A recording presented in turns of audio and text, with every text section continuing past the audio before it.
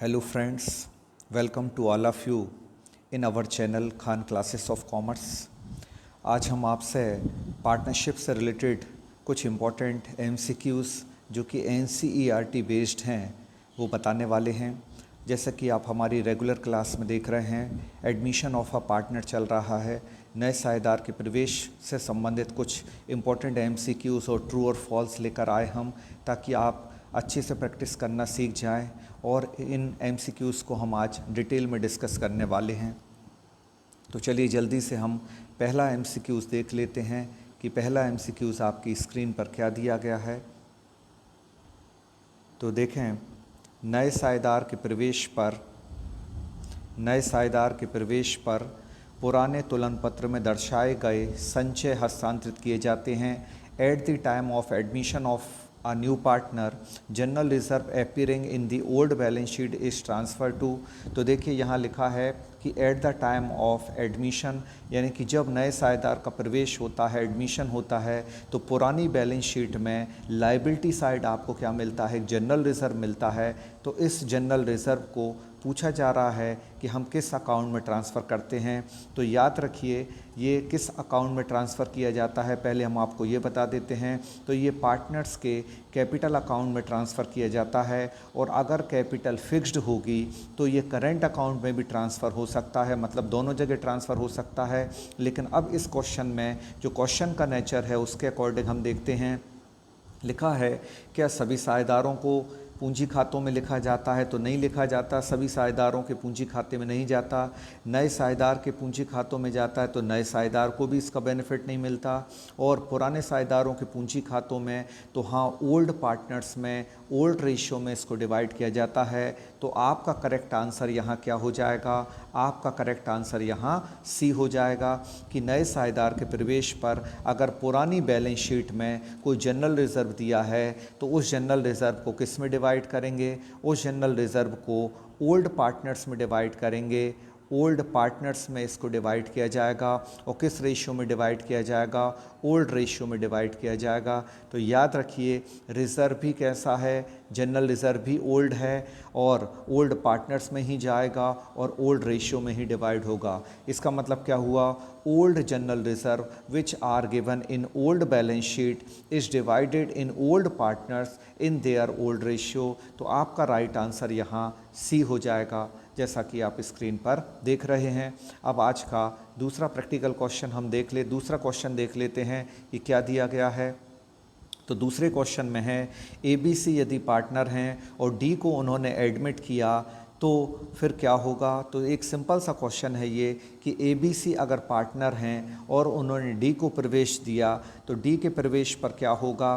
तो पुरानी पार्टनरशिप का क्या विघटन होगा, पुरानी फर्म का विघटन होगा, पुरानी फर्म और पुरानी साझेदारी का विघटन होगा, पुरानी साझेदारी पुनर्गठित होगी। तो इसमें आप समझ लें कि जब भी कोई नया पार्टनर आता है तो फर्म विघटित नहीं होती, यानी फर्म का डिसॉल्यूशन नहीं होता, बल्कि सिर्फ वो पार्टनरशिप का डिसॉल्यूशन होता है। तो यहाँ देखें आपको ओल्ड पार्टनरशिप डिसॉल्व हो रही है, ये तो सही है, लेकिन ओल्ड फर्म डिसॉल्व हो रही है, ये गलत है। तो ये आपका आंसर नहीं हो सकता। पहला ऑप्शन क्या दिया था, ए, कि पुरानी फर्म का विघटन होगा, तो नहीं, पुरानी फर्म का विघटन भी नहीं होगा जैसा हमने आपको बताया। तो नई फर्म क्या रिकॉन्स्टिट्यूट हो रही है, तो हाँ, नया पार्टनर जब आता है तो फर्म रिकॉन्स्टिट्यूट होती है। फर्म के प्रॉफिट एंड लॉस रेशियो में अगर परिवर्तन हो जाए, चेंज हो जाए, तो भी फर्म रिकॉन्स्टिट्यूट होती है, मतलब पुनर्गठित होती है।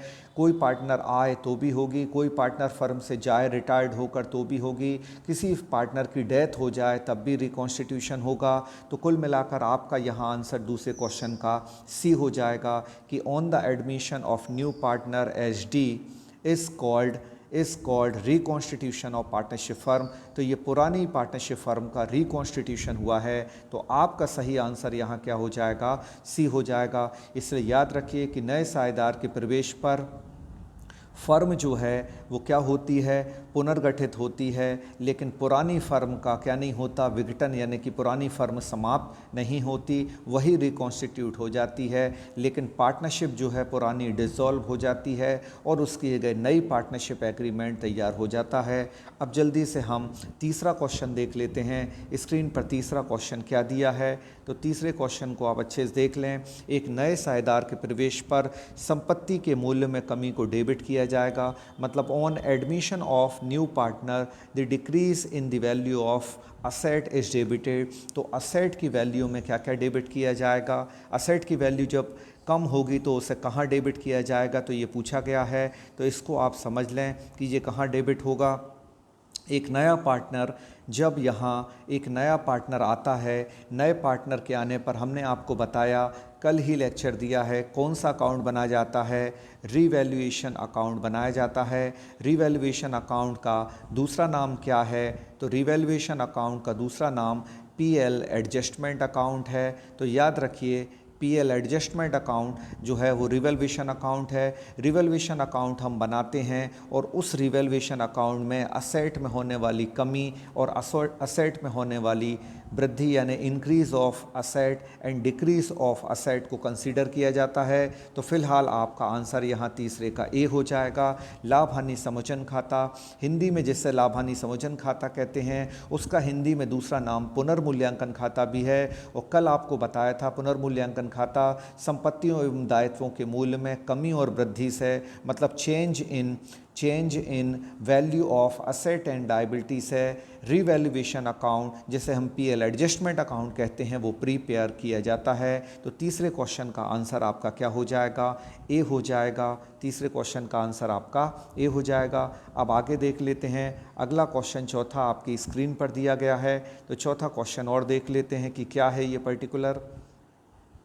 चौथे क्वेश्चन में लिखा है, नए साझेदार के प्रवेश पर यानी एडमिशन ऑफ न्यू पार्टनर पर सामान्य संचय का हस्तांतरण किया जाता है।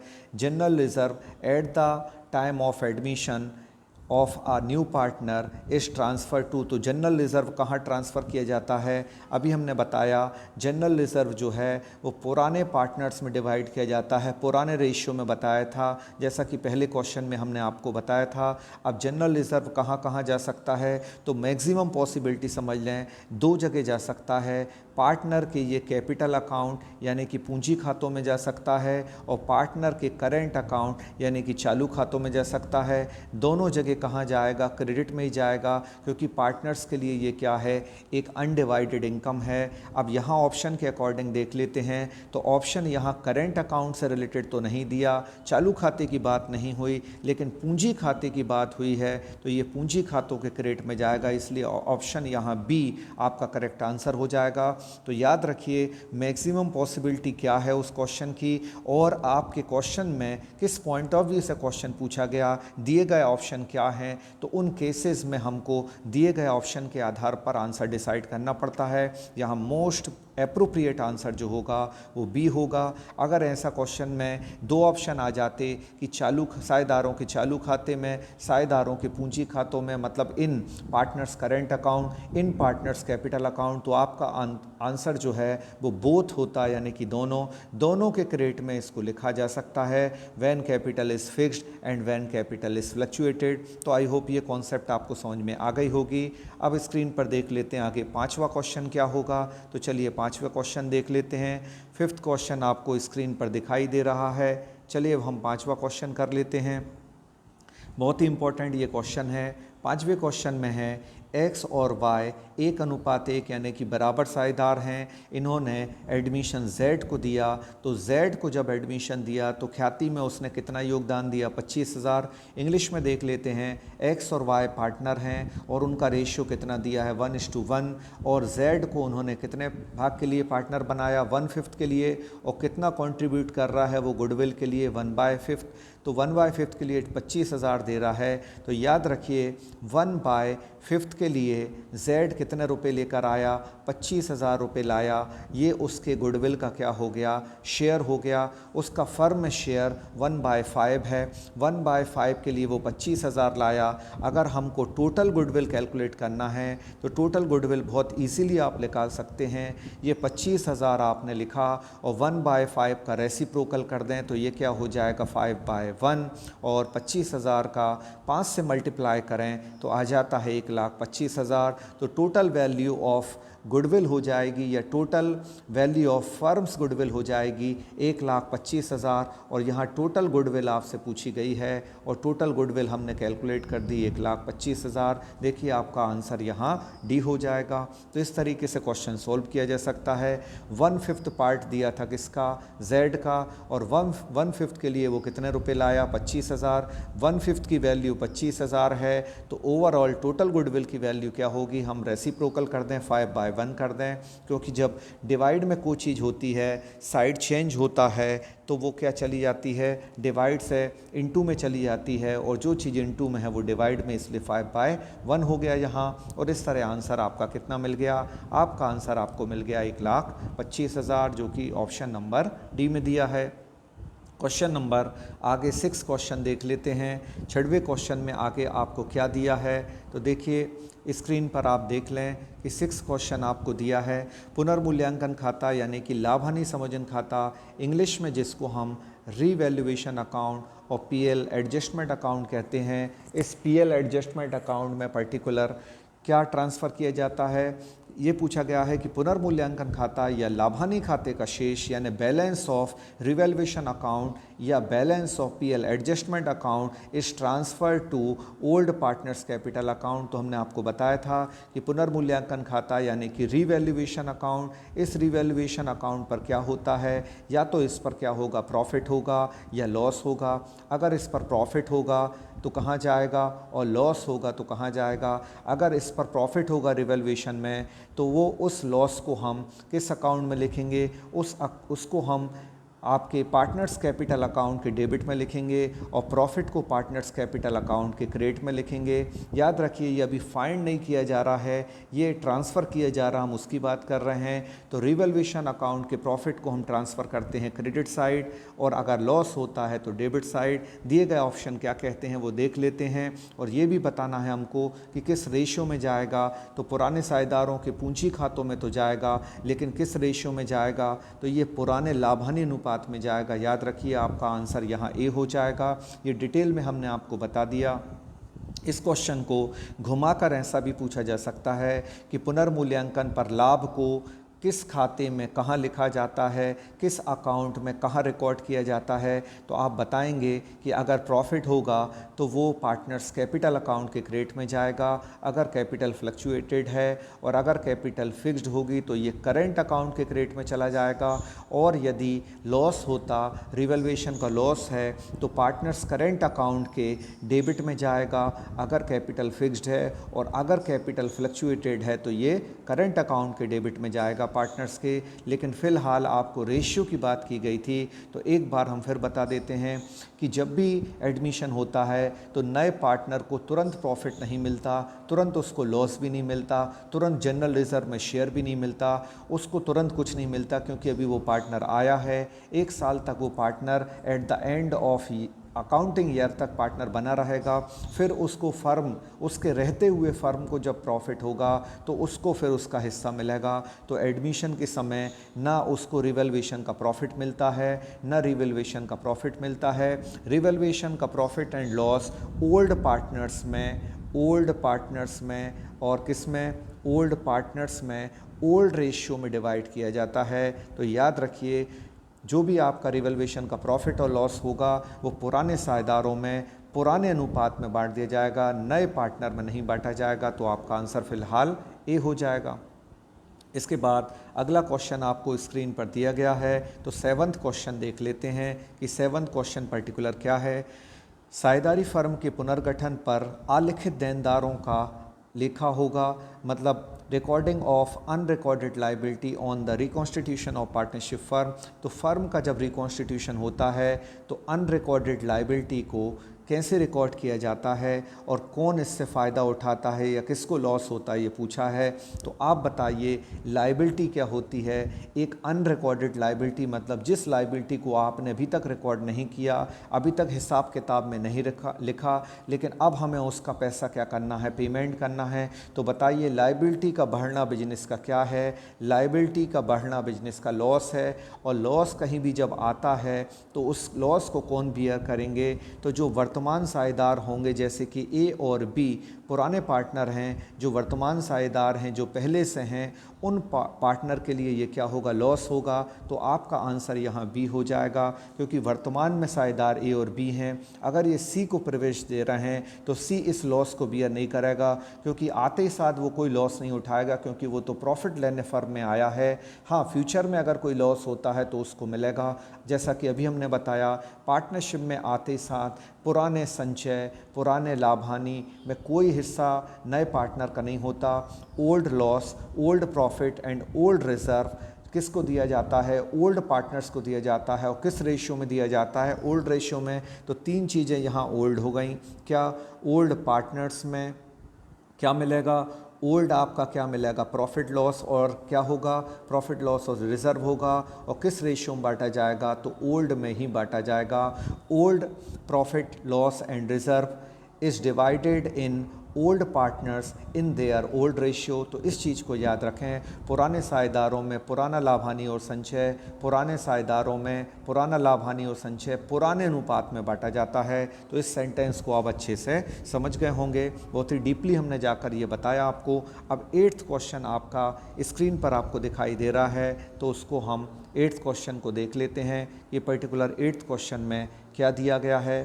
8th क्वेश्चन में दिया गया है, नए साझेदार के द्वारा ख्याति की रकम नगद लाने को क्या कहते हैं। Share of goodwill brought in cash by new partner is called. तो जब नया पार्टनर आता है तो वो गुडविल लेकर आता है, और हमने आपको जनरल एंट्री में अभी 2 दिन पहले ही बताया कि कौन सा अकाउंट यहाँ डेबिट होगा। नया पार्टनर जब गुडविल लेकर आता है तो कैश आब्लिक बैंक अकाउंट आपका क्या होता है, कैश आब्लिक बैंक अकाउंट आपका क्या होता है, डेबिट होता है। और कौन सा अकाउंट क्रिएट करते हैं, तो टू हम लिखते हैं, to premium for goodwill account. To premium for goodwill account आपका क्या किया जाता है, क्रेडिट किया जाता है। तो यहाँ ये पूछा है कि किस अकाउंट यहाँ ये पूछा गया है कि ख्याति की नगद राशि को हम क्या कहते हैं। तो यहाँ एक शब्द आया, देखिए क्या आया, प्रीमियम। अगर आप इसको गूगल पर सर्च करेंगे तो प्रीमियम का डिक्शनरी मीनिंग जो होता है उसका मतलब एक्स्ट्रा होता है, और यहाँ प्रीमियम आ जाएगा आपका आंसर। तो याद रखिए ये एक्स्ट्रा पैसा लेकर आता है। अब एक्स्ट्रा क्यों लेकर आता हूँ, फैक्ट आपको बता देते हैं।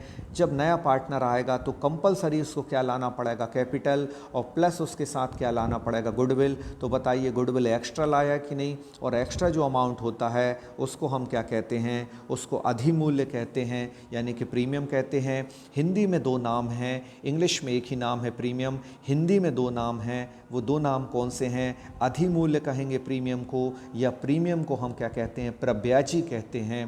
प्रब्याजी या अधिमूल्य हिंदी में कहा जाता है। इनको नोट कर लें ताकि कभी भी आपको कन्फ्यूज़न ना हो। और हिंदी वाले इंग्लिश का जो मैटर है उसको अपना आधार बनाएं, क्योंकि इंग्लिश बहुत ही क्लियर लैंग्वेज है जिसका सीधा फ़ायदा आपको एग्ज़ाम में अंडरस्टैंडिंग में और क्लियरली आपको क्वेश्चन समझने में मिलेगा।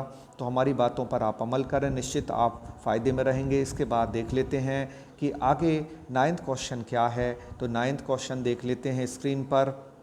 9th क्वेश्चन जैसा कि आप स्क्रीन पर देख रहे हैं कि पुनर्मूल्यांकन पर लाभ और हानि को कौन वहन करते हैं। तो हमने आपको बताया था नया पार्टनर आता है, आते साथ उसको न लाभ मिलता है, न हानि मिलता है, न पुराने संचय में हिस्सा मिलता है।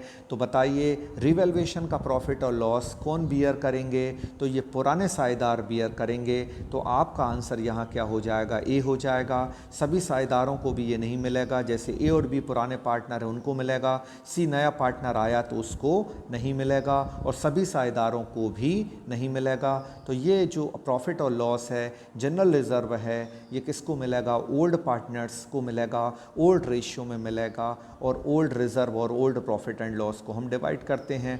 तो इस तरीके से आपको ये क्वेश्चन समझ में आ गए होंगे। अब ट्रू और फॉल्स से कैसे कॉन्सेप्ट क्लियर करना है, ये हम ट्रू और फॉल्स इसलिए प्रोवाइड कर रहे हैं ताकि आपको सही और गलत की पहचान हो जाए। एग्ज़ाम में याद रखिए बारीकियां काम आती हैं, और उन बारीकियों को समझने के लिए ट्रू और फॉल्स जो हैं वो अहम भूमिका निभाते हैं, क्योंकि इससे आपके अंदर एनालिटिकल थिंकिंग जनरेट होगी, और एनालिटिकल थिंकिंग ही आपको सही क्वेश्चन में सही डायरेक्शन में पहुंचा देगी। तो चलिए पहला क्वेश्चन हम देख लेते हैं। नए साझेदार के प्रवेश के समय नए लाभ हानि अनुपात की गणना की जाती है। तो हाँ, बिल्कुल ठीक है। नया पार्टनर जब आता है तो new profit sharing ratio calculate किया जाता है। कब? On the time of new partner. तो ये आपका ट्रू हो जाएगा, सत्य हो जाएगा।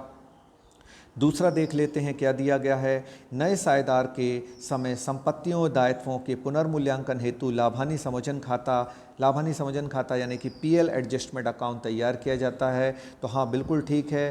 पीएल एडजस्टमेंट अकाउंट यानी कि revaluation account is prepared for revaluation of assets and liability on the time of admission. तो ये पूरा सत्य है, ये भी सही है। तो ये भी आपका करेक्ट हो जाएगा। सेकंड भी, फर्स्ट भी आपका करेक्ट हो गया। थर्ड वन देख लेते हैं क्या है। फर्म की विगत हानियों के लिए नए साझेदार दायी होते हैं, मतलब new partner is liable for the past loss of the firm. तो अभी हमने आपको बताया कि ऐसा नहीं है। नया पार्टनर आते ही साथ कोई भी लॉस या प्रॉफिट नहीं लेगा।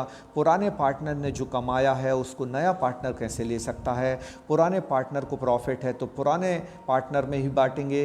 पुराना अगर कोई लॉस है तो वो भी पुराने पार्टनर में बांटा जाएगा। नया जो है वो पास्ट के लिए उत्तरदायी नहीं होगा, नया पार्टनर फ्यूचर के लिए रिस्पॉन्सिबल होगा। तो ये सेंटेंस आपका टोटली क्या हो जाएगा? गलत हो जाएगा। इसके बाद हम चौथा देख लेते हैं। यदि नए साझेदार ख्याति की राशि लाने में असमर्थ है तो लेखांकन मानक 26 के अनुसार फर्म की पुस्तकों में ख्याति खाता खोला जा सकता है। तो बिल्कुल नहीं खोला जा सकता। इस फैक्ट को समझ लें, इंग्लिश वाले भी समझ लें कि गुडविल अकाउंट क्या ओपन किया जा सकता है?